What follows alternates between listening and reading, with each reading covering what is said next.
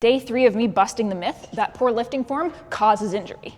The thing is, we just don't have any evidence to support that lifting technique drives injury risk. Yet it remains an obsession for every influencer on social media that has any kind of fitness content. Your body is adaptable, and it will adapt to what you ask of it, whether that is a perfectly executed deadlift technique or an awkward rotational lift, starting with a weight that your body can handle and progressing heavier and heavier over time. Think of it this way.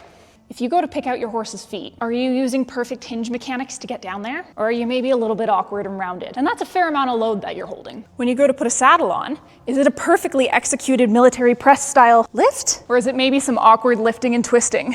Life doesn't happen in these perfectly executed movements. And while lifting technique isn't highly related to injury risk, what we do know is that people hurt themselves when they expose their body to things that their body is not ready to handle. So did you hurt yourself because you had incorrect form? Or did you maybe hurt yourself because you did something you weren't prepared to do? And if that's the case, maybe practicing doing some awkward things is actually the better way to prevent injury than hyper-focusing on perfect all the time. It doesn't mean technique never matters though. We are all made up of an arrangement of levers and pulleys. And for your individual body type, there's going to be a more or less efficient way of arranging those levers and pulleys so that they can do the maximum work with the least amount of effort. It's grade 3 physics. If I'm a power lifter, my goal is to lift the maximum amount of weight off the floor for one rep, then how I arrange those levers and pulleys is gonna matter a lot. But if I'm a rider just trying to build an overall strong and robust system, yes, building technique in the gym can be a good skill to develop, but having perfect technique is not absolutely necessary. And actually having intentional messiness to the way that we lift is probably gonna help you build a more robust system overall. Technique can also help us avoid compensations in the way that we're moving. And so being aware of what correct form is can help you engage muscles a little bit better. But that doesn't mean that incorrect form is gonna be dangerous. And 80% of the benefit